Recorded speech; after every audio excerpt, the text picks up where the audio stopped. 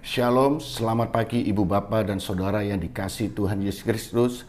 Di pagi yang indah ini kita bersama kembali di dalam renungan pagi hari Manarema. Kita mulai di dalam doa. Terima kasih Tuhan atas segala kebaikan-Mu dalam hidup kami. Engkau telah memberikan hari yang baru, istirahat yang sehingga kami pagi boleh menghirup udara dan menikmati kasih karunia-Mu Tuhan. Dan sebelum kami beraktivitas, kami mohon pimpinan-Mu Tuhan. Biarlah firman-Mu boleh menuntun kami dan meneguhkan kami. Terima kasih, dalam nama Tuhan Yesus kami berdoa syukur. Amin. Shalom Ibu Bapak dan Saudara yang dikasihi Tuhan Yesus Kristus. Di pagi hari ini kita akan belajar satu tema, yaitu tidak melihat tapi tetap percaya. Sekali lagi, tidak melihat tapi tetap percaya. Kita buka di dalam suratan Ibrani pasal 11 ayat yang pertama. Ibrani 11 ayat yang pertama. Demikian firman Tuhan. Iman adalah dasar dari segala sesuatu yang kita harapkan dan bukti dari segala sesuatu yang tidak kita lihat. Sekali lagi, iman adalah dasar dari segala sesuatu yang kita harapkan dan bukti dari segala sesuatu yang tidak kita lihat. Ibu, Bapak, dan Saudara yang dikasihi Tuhan Yesus Kristus, di dalam kehidupan kita, baik dalam aktivitas kita tentu akan senantiasa diberhadapkan dengan segala sesuatu. Di dalam kehidupan kerohanian kita akan selalu diperhadapkan dengan yang disebut dengan iman. Dan di dalam segala aktivitas kita dituntut untuk menggunakan rasionalitas kita atau logika kita. Nah, seringkali antara iman dan logika atau rasio seringkali disebut juga orang mengatakan selalu bertentangan. Tetapi sebenarnya kalau kita melihat hal ini, iman dan rasio itu tidak bertentangan. Tetapi persoalan yang harus kita renungkan adalah bukan pertentangannya, tetapi belum ada pembuktiannya. Karena apa? Pembuktian daripada iman yang ada dalam firman Tuhan itu akan berjalan sesuai dengan perjalanan waktu. Ketika kita berbicara tentang iman itu berhubungan dengan keyakinan. Keyakinan yang teguh kita, yang kuat kita kepada Tuhan kita, yaitu Tuhan Yesus Kristus. Sehingga orang beriman maka punya keyakinan bahwa Tuhan Yesus Kristus itu adalah juru selamat kita. Apa yang difirmankannya, apa yang dijanjikannya, itu pasti dengan iman dan dengan yakin itu akan terjadi untuk kita. Dan iman juga berbicara tentang optimisme. Seperti tadi firman Tuhan katakan, iman adalah dasar dari segala sesuatu yang kita harapkan dan bukti dari segala sesuatu yang tidak kita lihat. Bukti dari segala sesuatu yang tidak kita lihat. Ketika kita ingin dengan yakin, percaya, melangkah untuk melakukan apa yang dijanjikan Tuhan, tentu kalau kita sebagai orang beriman dengan iman dan keyakinan, kita memiliki pemikiran yang optimis. Kita punya keyakinan yang kokoh, yang kuat, optimisme bahwa apa yang dijanjikan Tuhan, walaupun kita belum melihat, walaupun kita belum menerimanya, tapi kita dengan yakin, optimis pasti akan terjadi di dalam hidup kita. Iman juga berbicara tentang pengharapan dan masa depan. Karena segala sesuatu yang belum terjadi itu ada di depan kita. Manusia hanya tahu apa yang saat ini yang kita lihat dan kita sudah dapatkan. Tetapi iman itu jauh ke depan. Karena iman menjanjikan sesuatu yang belum pernah kita lihat dan belum kita dapatkan. Kita melangkah dengan keyakinan dan optimisme bahwa Tuhan Yesus memberi yang terbaik. Seperti kita berbicara tentang surga, berbicara tentang janji Tuhan, berbicara tentang pemeliharaan Tuhan, berbicara dengan kasih Tuhan sepanjang masa. Itu akan kita dapatkan dengan keyakinan iman yang kuat. Sedangkan rasio itu berbicara tentang logika. Logika itu senantiasa berbicara antara masuk akal dan tidak masuk akal. Segala sesuatu yang masuk akal adalah ada pembuktian-pembuktian. Masuk akal itu masuk dalam rasionalitas kita. Jadi ada pembuktian yang dapat kita lihat dengan kacamata kita, maka itulah rasio. Jadi rasio itu selalu ada bukti. Rasio juga perlu ada suatu pengetahuan. Dari rasionalitas inilah pembuktian-pembuktian yang ada, maka akan melahirkan sebuah teori atau pengetahuan.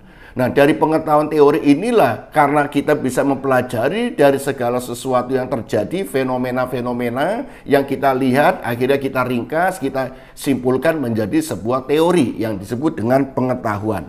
Dan ini bisa dibuktikan. Lalu apakah kebenarannya itu absolut? Tidak.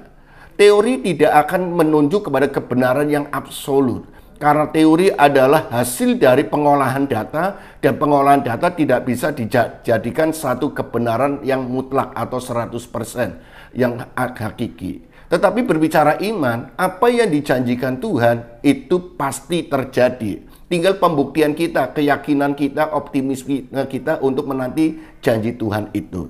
Nah, saudara yang dikasih Tuhan Yesus Kristus, inilah yang harus kita pahami antara iman dan rasio. Dan ketika kita dalam perjalanan hidup kita sepanjang hari ini ataupun besok sepanjang kehidupan kita, kita tidak akan terlepas dari pembuktian-pembuktian ini antara iman dan rasio.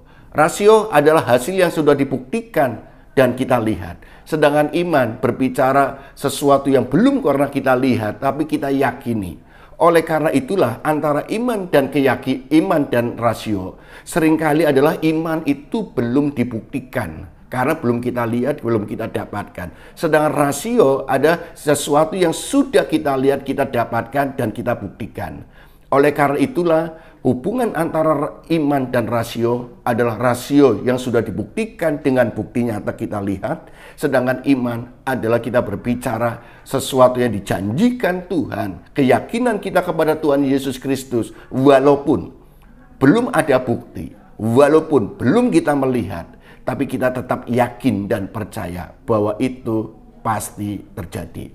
Nah, saudara yang dikasihi Tuhan Yesus Kristus, ada satu tokoh dalam Alkitab. Di dalam Yohanes pasal 20 ayat 25 sampai dengan 29 itu dikatakan. Saya akan membaca ayat 25 saja.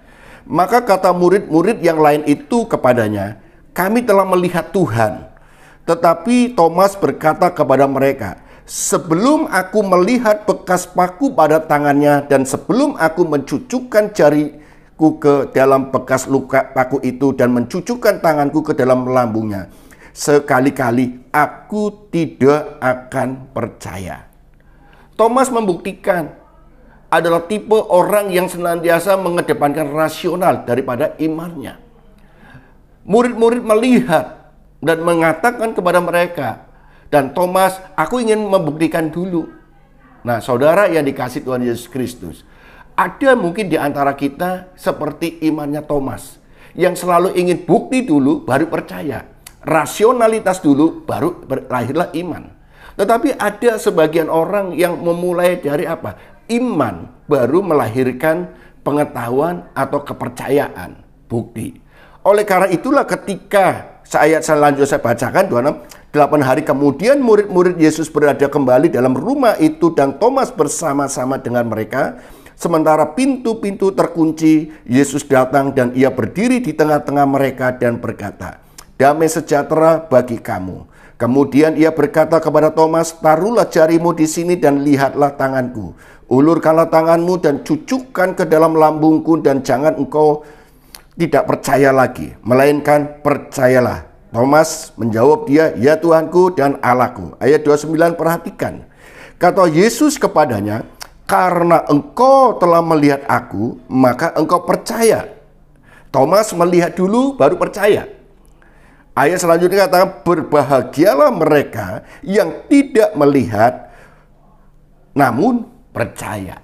Saudara, memang perlu kita ada pembuktian karena iman itu bisa dibuktikan secara empirik. Tetapi itu perlu proses waktu karena waktu Tuhan bukan waktu kita. Tetapi firman Tuhan katakan, Tuhan Yesus melalui Yohanes, "Berbahagialah mereka yang tidak melihat namun tetap percaya."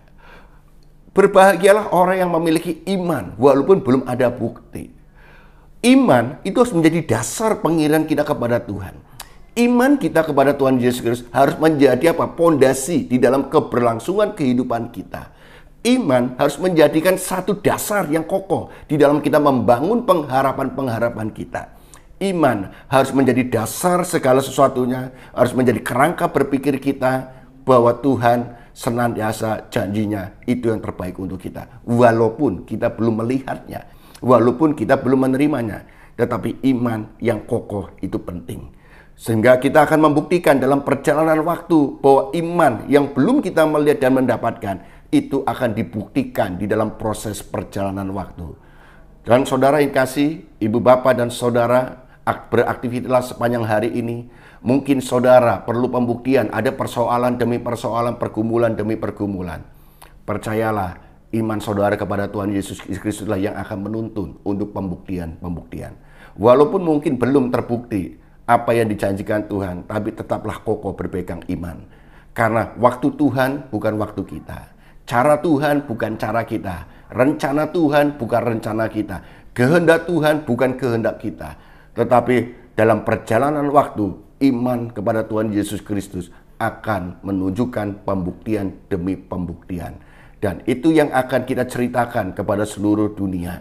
Dan saudara akan membuktikan di dalam kehidupan saudara, iman yang saudara yakini, yang saudara harapkan, itu akan terbukti dalam perjalanan waktu. Karena kita punya Allah yang setia, Allah yang tidak pernah ingkar janji, Allah yang senantiasa memberikan yang terbaik untuk kita semua. Beraktivitaslah sepanjang hari ini dan andalkanlah Tuhan.